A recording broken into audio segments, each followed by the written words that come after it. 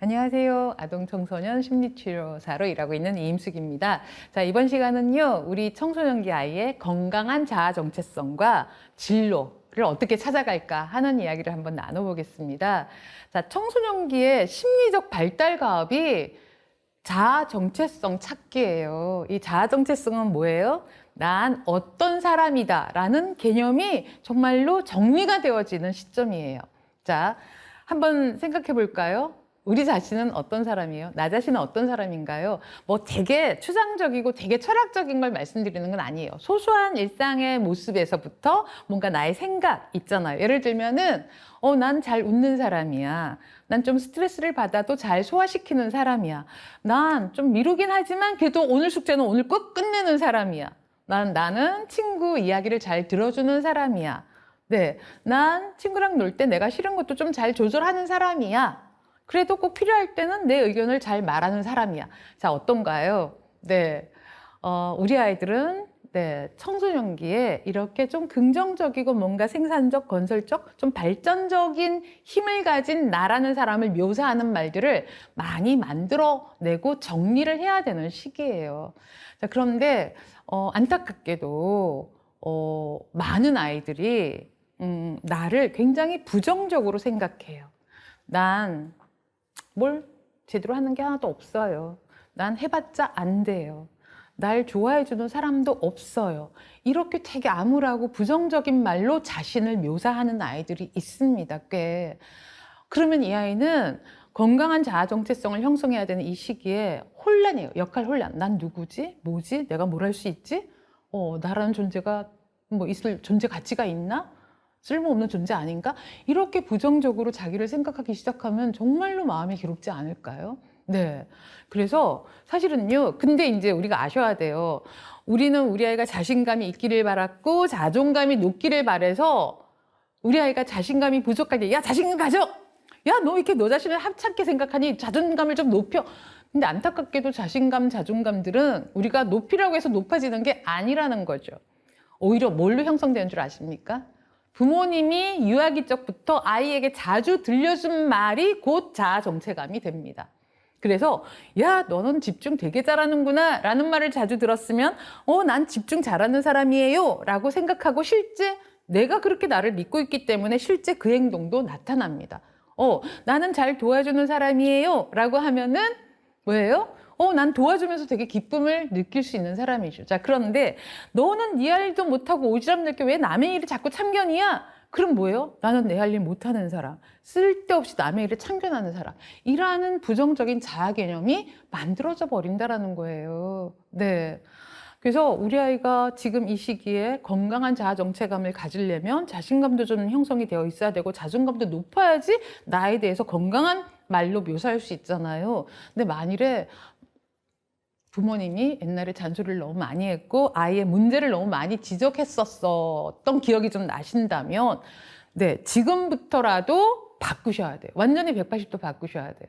집중을 못한다가 아니에요. 자, 예를 들면은 아이가 공부를 시작하면 내일 모레가 시험인데 공부 시작하면 10분, 20분도 안 돼갖고 뻘떡 일어나서 나왔다가 들어갔다 나갔다 들어갔다 계속 그래요. 왜 이렇게 집중을 못해요? 네, 이렇게 하시면은요 계속 아이한테 그 말 하잖아요. 그럼 아이는 더 그 개념이 강화가 돼버려요. 나 원래 집중 못하는 사람. 근데 평생 이렇게 말하고 살게 두시면 안 되는 거죠. 자, 그럼 어떻게 말을 해요? 10분, 20분 동안 집중했을까요? 안 했을까요? 네, 조금이라도 했어요. 단 2분, 3분만 집중했어도 부모님은 야, 너는 짧은 시간 동안이지만 집중했잖아. 아무것도 안 한 거 아니지. 너 그 시간 동안 아무것도 안 한 거 아니지? 그럼 넌 집중할 수 있어. 자, 근데 쉬는 시간이 좀 긴 것 같으니까 쉬는 시간만 좀 조절하는 법을 좀 우리가 연구해 볼까? 네, 실제로 제가 아이들하고 상담할 때 똑같은 말을 써요. 나 원래 되게 산만하고요. 집중 못해요. 그러니까 공부도 안 나오죠. 해봤자 그래서 안 나와요, 성적이. 이렇게 말해요. 얼마나 아이가 마음이 힘들겠어요. 예. 그런데 제가 무슨 말을 하는 줄 아세요? 저 앞에서 공부를 하는 건 아니잖아요. 근데 이런 말이에요. 근데 나는 다른 건 모르겠고, 너 듣기 집중력은 되게 좋은 것 같아. 제가요? 너 제가 어떻게 듣기 집중력이 좋아요? 이렇게 반문을 하죠. 지금 너랑 나랑 얘기 나눈 지 벌써 20분, 30분 넘어갔잖아. 근데 너는 되게 잘 들어서 내가 하는 얘기를 잘 듣고 그 질문에 대해서 생각하고 거기에 대한 답을 주잖아. 그럼 너 내가 한 질문이나 내 얘기에 대해서 집중해서 들었어, 안 들었어? 집중해서 들었죠. 오빠, 너는 듣기 집중력이 좋은 사람이야. 이렇게 말을 해요. 그랬더니 어떤 아이가 이렇게 다시 꼼꼼히 생각하더니 근데 제가 왜 수업 시간에는 집중을 못할까요? 이렇게 물어봐요. 너무 좋은 질문이다. 그치? 우선 너는 되게 훌륭한 점이 있어. 너가 수업 시간에 집중을 잘 못한다라는 너의 현상을 잘 관찰했어. 왜? 그거를 자기가 깨달아야지 그다음 고칠 수 있는데 보통 애들은 그것도 못 깨닫는데 넌 너무 잘 깨달았어. 자, 그럼 지금부터 나랑 한번 분석을 해보자. 모든 수업 시간에 집중 못하니? 그건 아니에요. 어떤 시간에 집중 못하니? 그럼 제가 관심 없는 과목이요. 그치? 그럼 너는 집중력은 잘 발달했어. 내가 좋아하는 과목은 집중 잘하니까. 근데 주의력이 발달을 못했어. 주의력은 네가 관심 없어도 해야 되는 거. 그치? 그거에는 내가 억지로 주의를 기울여서 그걸 계속 집중을 해줘야 되잖아. 주의 집중이라고 하잖아요. 그래서 그 주의력. 그래서 초점 주의력도 기울여야 되고 그걸 지속하는 지속 주의력도 키워야 되는데 그 부분의 연습이 좀 필요한 거였어. 너 집중력 좋아? 오해하면 안 돼. 주의력은 연습이 필요해. 네. 이렇게 하면은 아이가, 나 집중력 부족한 게 아니었네? 네. 주의력, 그럼 어떻게 해요? 그거 키울 수 있어요? 얼마든지 키울 수 있어. 이렇게 해서 방법을 알려주면 정말로 좋아지거든요. 그래서 안 좋았던 부정적 자아 개념도 이렇게 건강하게 전환시킬 수 있다. 그래서요, 부모님이 잔소리로 지적했던 걸 뒤집어서 제가 전 시간에 말씀드렸잖아요. 그냥 당연한 것을 칭찬해주면 된다라고. 당연한 것에 고마움을 말을 하면은 아이의 생각들이 정말 많이 달라지거든요. 그래서 우리 아이가 어떤 행동을 하면 이거에 부정적인 면도 있지만 분명히 긍정적인 면도 있습니다. 정말이에요. 그거를 찾아서 한 가지씩 말해주면 서서히 긍정적인 자아 정체성이 만들어질 수 있다. 부모님의 말이 그대로 아이의 정체감이 돼요. 그리고 이게 잘 안 보이시면요. 한 가지 방법이 있어요. 뭔 줄 아세요?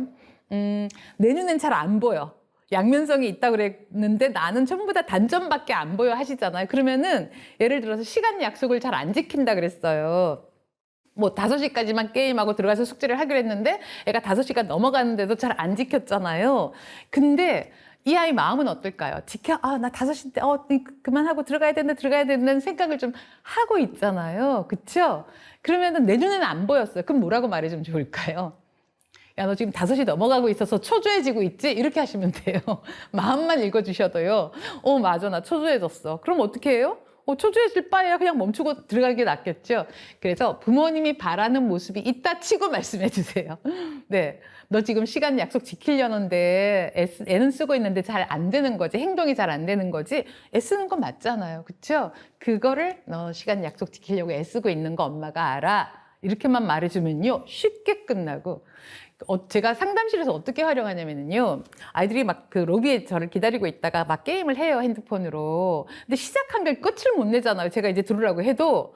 그러면 이제 엄마는 옆에서 야, 그만두고 들어가라고 하는데 애는 아니, 지금 이거 조금만 더 이렇게 해요. 그럼 제가 물어봐요. 일단 갖고 들어와라고 얘기를 해요. 갖고 들어와. 네, 갖고 들어와서 하고 있잖아요. 물어봐요. 이거 몇 분 정도 필요해? 아니, 네가 말하면 말할 시간만큼 난 기다려줄 수 있어. 이렇게 말해요. 그럼 애가 저를 막 이렇게 보다가 한 3분이면 될 것 같아요. 5분이면 될 것 같아요. 말을 해요. 알았어. 편안하게 해. 하고 이제 기다리잖아요. 1분도 안 돼서 끝납니다. 정말이에요. 네. 이렇게 아이의 왜냐면 아이가 계속 하고 싶어 하는 게 아니거든요. 끝내려고 하는데 지금 끝을 못 내서 초조한 거잖아요. 그럼 저는 오히려 편안하게 해. 나는 네가 이거를 끝내고 싶어 하는 거 알아. 라고 하면은요, 오히려 더 빨리 끝낸다. 이런 식으로 아이의 긍정적인 자아 정체감을 키워줄 수 있다. 꼭 기억을 한번 해주시면 좋겠고요. 자, 이렇게 건강한 자아 정체감을 기반으로 청소년기 아이들은요, 나는 나중에 어떤 일을 하는, 어떤 사람으로 성장하고, 어떤 또 직업까지 포함해서 어떤 일을 하게 될까. 이런 거가 되게 걱정이 많아요. 사실은 부모님 때는 모르겠어요. 걱정도 있었지만 그래도 내가 나중에 무슨 일을 할까라는 기대나 호기심도 있었거든요. 근데 요즘은 우리가 진로나 미래를 너무 걱정과 불안으로만 자꾸 이렇게 아예 채우는 것 같아서 좀 저도 걱정되는 마음에 한 가지 이야기를 좀 들려드리고 습니다. 자, 어떤 사람에 대한 이야기인데 한번 들어보세요. 어떤 한 사람이 있는데요. 이 유년실에, 어린 시절에 엄마가 너 마을 밖으로는 절대 나가지 말라라고 이제 경고를 한 거예요. 나가 놀면 위험하니까. 근데 이 아이가 이제 너무 호기심이 많아서 몰래 자전거를 타고 마을 밖에 옆 동네, 좀 멀리 있는 다른 동네로 놀러를 간 거예요. 근데 거기를 갔더니 또래 친구가 있어요. 근데 그 또래 친구가 벽에다가 이제 테니스 공을 막 이렇게 치면서 놀고 있었던 거죠.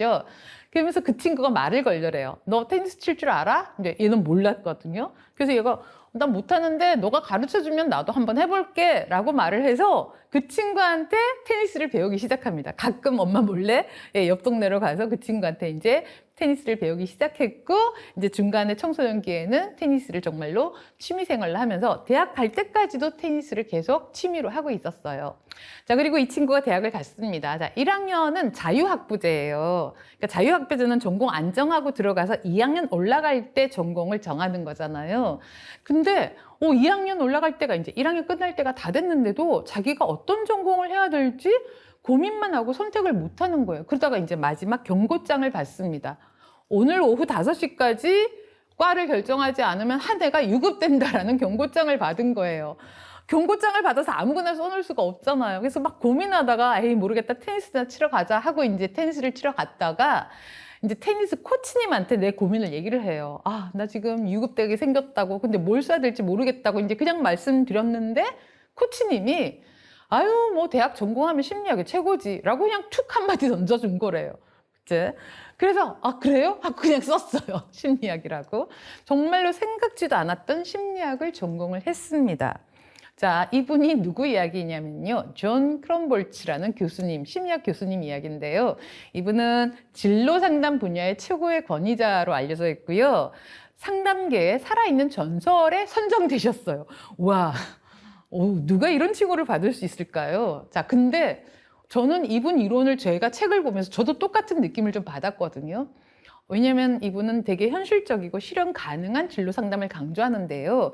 이분이 연구한 게 뭐냐면요. 성공한 많은 사람들을 이제 대상으로 연구를 한 거예요. 어떤 사람들이 정말로 성공하고 행복하게 이렇게 성취하면서 사는가를 조사를 해봤더니, 우리가 왜 계획과 목표를 세우라고 하잖아요. 목표와 계획을 세우라고 하잖아요.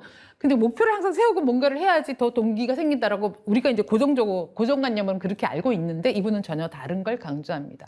내가 조사를 해봤더니 그렇게 목표를 세워서 계획적으로 이룬 성공은 20%밖에 안 되더래요. 놀랍지 않나요? 그럼 나머지 80%는 어떻게 성공하셨지? 봤더니 우연히 만난 사람이나 우연히 겪은 일들로 인해서 거기서 연결되면서 이룬 성공이 거의 80%를 차지하더래요. 어떠신가요? 네. 이거 공감되세요? 저는 너무나도 공감이 됐어요. 정말로. 이거를 계획된 우연 이론이라고 합니다. 네. 그래서 이 크롬볼츠가 강조하는 건요, 사람이 삶에서 만나게 되는 다양한 우연적인 사건들이 조금씩 긍정적인 효과를 갖고 와서 그 사람의 진로에 연결이 되는 겁니다. 네. 그래서 이 진로란 우리가 보통 진로 검사 그러면 진로 적성 검사, 진로 흥미 검사 이런 걸 하잖아요. 적성은 타고난 거고요. 흥미는 우리가 살아가면서 흥미가 생긴 사건들이 있잖아요. 주제들이나 이런 거 다 중요해요. 하지만 우연도 그와 만만치 않은 큰 영향을 끼친다를 강조를 했는데 저는 훨씬 더 정말 제가 청소년들 상담하면서 청소년 상담에서는요. 초반에는 심리 안정에 가장 우선이에요. 그러면 이제 문제 행동들이 좀 줄어들거든요. 물론 시간은 많이 걸려요. 청소년기에는. 근데 안정이 좀 되고 이제 하루에 나에게 주어진 일과들을 조금씩 해나가면 그 다음에 마지막으로 다루는 건 항상 진로 문제예요.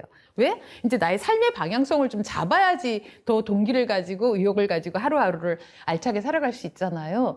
그래서 이 진로에 대해서 근데 검사 결과를 갖고 대화를 나눠도 아이가 딱 와닿지가 않는 거예요. 저 또한 마찬가지였고. 근데 이 계획된 우연 이론이라는 걸 보다 보니까 굉장히 무궁무진한 잠재력과 가능성을 아이들하고 더 많은 얘기를 할 수 있는 계기가 좀 된 것 같아요. 네. 그런데 이제 이 우연한 경험들이 모두에게 성공적인 삶을 살게 하지는 않았다는 거예요.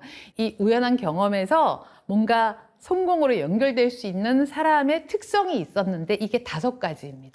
이 5가지가 뭐냐면은 호기심. 네, 첫 번째 호기심이에요. 자, 호기심은 그냥 지식에 대한 궁금증을 좀 넘어서 행동의 동기와 열정을 만들어요. 왜? 호기심이 생기면 되게 궁금하잖아요. 그쵸? 이거는 어디서 났어? 어디서 팔아? 그러면, 나 이거 갖고 싶은데, 그럼 이제 돈 구해가지고, 모아가지고, 예, 거기를 찾아가죠. 찾아가 보니까 거기는 그냥 단순 소매상이에요. 전문점이 아니에요. 막 이것저것 보다가, 이런 건 없어요, 저런 건 없어요 하고 호기심에 계속 물어봤더니, 그걸 전문적으로 파는 매장을 가게 되고, 매장을 가게 됐더니 너무나도 신기한 물건들이 많아서, 계속해서 이제 거기 드나들면서 이건 뭐예요, 저건 뭐예요 하면서 또 찾아보고 공부하고. 이렇게 우연히. 네. 그러다가 그 친구는요, 그 매장에 열심히 오고 막 이 관심과 동기가 생기니까 청소년기가 되면 아르바이트를 할 수 있잖아요. 거기서 또 아르바이트라는 연결도 충분히 생길 수 있습니다. 이렇게 호기심 하나만으로도 얼마든지 이렇게 우연한 계기가 생길 수 있다는 말씀 좀 드리고 싶고요. 두 번째는 융통성이에요. 상황에 따라 유연하게 자신의 태도와 행동을 바꾸는 능력이에요. 심지어 스트레스 상황이라도. 그렇잖아요. 왜 청소년들이 알바하는 경우들이 꽤 있어요. 왜냐면 이제 중학교 때 중학생은 좀 어렵지만 고등학생은 이제 부모님 허락서 다 받고 꽤 하거든요. 근데 알바를 되게 잘하는 아이가 있고요. 알바를 잘 못하는 아이가 있어요. 왜냐면 내가 주어진 역할은 이건데 내가 좀 시간이 남고 여유가 남으면 옆에 있는 일도 조금 내가 유연하게 융통성 있게 태도와 행동을 바꾸는 융통성을 가진 아이는 굉장히 인정을 받고 더 많은 역할을 하게 되고 일이 잘 되는데 나 이거 내 일 아닌데요 하고 까칠하게 굴잖아요. 그러니까 융통성이 없는 거예요. 이렇게 내 권한이다가 아니라 그냥 내가 지금 여유가 있을 때 우리가 옆에를 도와줄 수도 있고 내 업무가 조금 변화될 수도 있잖아요. 이런 융통성이 없는 사람은 사실은 또 그 다음에 우연한 기회를 또 놓칠 수가 있겠죠. 자, 3번째는 인내심입니다. 인내심은 사실은 인내심 있는 사람은 사실은 끈기가 있는 거니까 그 상황에서 이 일이 나쁜 게 아니라 긍정적이고 생산적인 일이라면 끝까지 버티는 게 재능이다 이런 말도 있어요. 끈기가 재능이다 이런 말도 있거든요. 그러니까 불만족스러운 상황에서도 자신의 이 순간적인 욕구나 충동을 조금 밀어놓고 더 큰 목표나 결과를 보면서 묵묵히 이 일을 계속 해나가는 거죠. 당장의 결과가 없다 해도. 이런 인내심이 또 있는 사람이 결국은 계속 우연히 연결이 되더라. 그리고 4번째는 낙관성입니다. 있잖아요. 우리가 꼭 잘 될 거라고 믿고 할 수 있는 일은 사실은 별로 없어요. 근데 이거 안 되면 어떡하지 하고 불안해하면서 어떤 일을 하면은 사실은 불안해하느라고 기능이 떨어지잖아요. 그러면 이게 잘 될 수가 없잖아요. 그래서 낙관성을 가진 사람, 일단 한번 해보면 되잖아. 해보고 안 되면 그때 가서 또 대책을 세우면 되지. 이런 정도의 낙관성은 훨씬 더 이 자신이 하는 일들 긍정적인 측면에다가 의미를 부여하면서 미래에 대한 힘을 더 갖게 되는 것 같습니다. 그다음 5번째는 위험 감수예요. 낙관성하고도 연결되어 있죠. 우리는 100% 절대 확신 못 하잖아요. 근데 실패해도 이건 손해는 아닌 것 같아. 왜? 내가 배우는 게 있으니까. 저도 좀 도움됐던 말이 제가 뭘 했는데 비용을 들여서 뭘 했는데 정말로 손해본 느낌으로 도움받은 게 없는 거예요. 그때 옆에서 어떤 분이 딱 도움 주죠. 그게 바로 수업료였어. 그게 가치가 없다는 걸 깨달은 그 수업료를 냈으니까 돈 아까워하지 말라는 말씀을 누가 해주셨는데 되게 도움되었어요. 그 이후로는 좀 위험 감수를 그렇게 연연해 하지 않게 된 것 같습니다. 지금 청소년 진로 얘기할 때 제일 막히는 게 뭔 줄 아세요? 우리 애가 어떤 일을 하고 싶고 어떤 전공을 하고 싶잖아요. 그리고 어떤 대학을 가고 싶잖아요. 그러면 전문가 아니야. 학습 관련된 선생님, 부모, 또 학습 전문가들은 거의 비슷한 말씀하세요. 뭔 줄 아세요? 네가 원하는 걸 이루려면 등급을 높여야 돼. 근데 이것만 갖고는 동기부여가 잘 안 되는 것 같아요. 안 되는 것 같은데 우리가 아니야 있잖아. 꼭 목표가 없어도 네가 지금 이렇게 어떤 하는 거에 호기심을 가지고 융통성 가지고 좀 묵묵히 좀 해내면서 그냥 낙관적으로 생각하고 혹시 실패해도 손해는 아니야. 내가 배우는 게 있어. 이런 생각만 가져도 너는 충분히 성공할 수 있고 이게 과학적인 거야. 근데 저는 과학이라고 말합니다. 왜 심리학은 과학이에요. 수많은 데이터를 가지고 찾아낸 거잖아요. 연구 결과를 도출해낸 거잖아요. 80%의 사람이 우연을 성공으로 더 많이 연결했다. 이것만 우리 애들한테도 말을 해도요. 우리 애들이 되게 나 맨날 등급 올려야 되고 성적 올리려면 막 하고 깝깝했는데 내가 지금 경험하는 많은 것들에서 내가 이런 5가지의 특정, 5가지 다 아니어도 괜찮아요. 한두 가지만 있어도 저는 충분하다고 생각합니다. 이런 것들을 내가 잘 발휘만 하면은 내가 얼마든지 잘 살아낼 수 있겠구나. 미지의 어떤 일들을 내가 경험하게 될지 다시 기대와 호기심을 좀 갖게 되지 않을까요? 이런 대화를 좀 아이와 한번 나눠봤으면 좋겠습니다. 자, 그래서 한 가지 퀴즈를 낼게요. 자, 어떤 미술도예 교수님이요. 두 팀을 나누어서 과제를 줍니다. 자, A팀에게는 한 학기에 도자기 50개를 만들면 무조건 A, 40개는 B, 30개는 C 이렇게. 그냥 많이만 만들면 돼요. 잘 만들지 않아도 돼요. 개수만 채우면 됩니다. 이쪽 팀에는요, 그냥 한 학기 동안 너가 만든 최고의 작품만으로 점수를 매길게. 최고의 작품을 제출해. 이렇게 했어요. 자, 한 학기가 끝날 때 어느 팀에서 더 좋은 작품이 많이 나왔을까요? A팀, 무조건 많이 만드는 A팀, 아니면 최고의 작품을 만드는 B팀. 어느 팀일까요? 네, 예측되시나요? 네. 정답은 네, A팀입니다. 우리의 고정관념은요, 최고로 정성 들여야지 최고의 작품이 나오지 않을까인데요. 사실은 그렇지 않아요. 왜냐면 최고를 만들다 보면 초반에 망지고 정말 시작하다가 망치는 게 훨씬 더 많은데, 무조건 많이 만들려고 하면요, 일단 그냥 막 만들잖아요. 막 만들어도 돼요. 왜? 완성도는 상관없으니까. 근데 그 와중에 신기한 일들이 벌어집니다. 10개 만들고 20개 점점 많아지면서 만드는 기술이 좋아져요. 손 기술이 좋아지죠. 당연히 그렇죠. 그렇죠? 자, 근데 계속 만들다 보니까 도자기의 아름다움을 보던 신미안도 발달하게 되죠. 그렇죠? 그러니까 아마 30개, 40개가 넘어갈 때쯤이면 척척 만들어도 꽤나 완성도 높은 작품이 나올 거고요. 그러다 보면은 이 도자기 만드는 거에 대한 애착이 생겨요. 왜? 반복하는 행동에 대한 인간은 애착을 갖게 되거든요. 그러면 이제 점점 더 내가 가진 기술과 나의 눈으로 되게 아름다운 작품을 만들게 되니까 당연히 이 팀에서 훨씬 좋은 작품이 많이 나옵니다. 우리 아이들한테 이런 경험들을 좀 많이 해주면 좋겠어요. 성적 올려야지, 뭐 해야지 이렇게 하면은 하느라고 진이 다 빠져서 오히려 더 경험도 못하고 더 마음만 힘들어지잖아요. 오히려 이런 것들이 오히려 우연한 성공을 많이 만들어낼 수 있다. 이렇게 좀 기억을 해주시면 좋겠습니다. 자, 이제 마지막 대화인데요. 그 하버드 대학교의 행복학 교수님이세요. 탈벤 샤르란 분이, 제가 늘 우리 아이들이 행복하게 성장하고 성공했으면 좋겠거든요. 이거에 대한 심리학 책을 많이 보다가 가장 명쾌하게 알려주는 내용이 있어서 제가 좀 인용을 하는데요. 자, 우리 아이한테 한번 우리 아이에 대해서 생각해 보세요. 무엇이 우리 아이에게 의미가 있는가? 무엇이 우리 아이에게 재미를 주는가? 우리 아이가 어떤 강점이 있는가? 자, 보세요. 재미, 의미, 강점. 이 세 개의 동그라미를 벤 다이어그램 아시죠? 겹치게끔. 옛날에 교집합 우리 기억나게. 세 개의 원을 교집합처럼 겹쳐 놓으면요. 이 세 개가 딱 겹쳐지는 제일 가운데 우리 아이가 재미도 있고 의미도 있고 강점도 있는 바로 그 활동이 바로 우리 아이가 행복하게 성장하면서 성공할 수 있는 진로가 된다. 이렇게 알려줬어요. 전 너무너무 명쾌하면서 가장 핵심을 알려주는 것 같아요. 네. 자, 그러면 학교 레벨 안 중요해요. 우리 아이가 어떤데 좀 타고난 강점은 있잖아요. 근데 이 강점은 쉽게 저절로 좀 잘하는 거니까 강점도 있고 나에게도 의미 있고 사회적 의미도 있고 또 재미도 있는 거는 우리 아이가 발전할 수밖에 없지 않을까요? 그래서 우리 아이가 이 진로를 생각할 때 너무 막막하게 깝깝하게 되게 버겁게 생각하지 말고, 자, 너가 나중에 어떤 대학을 가고 어떤 전공을 해도 얼마든지 우연에 의해서 길은 달라질 수 있고 요 세 가지 그림의 가운데 축을 점점점 찾아가면 너는 너만의 되게 멋진 인생길을 찾아갈 수 있을 거야. 미래에 대해서 걱정하지 마. 미래는 되게 기대해도 되고 더 흥미로운 일이 많이 생겨날 거야. 네. 자, 이런 대화를 해줄 수 있는 사춘기 청소년이 되게 멋지게 성장할 수 있는 그런 부모 역할을 잘 해주시기 바랍니다. 네, 감사합니다.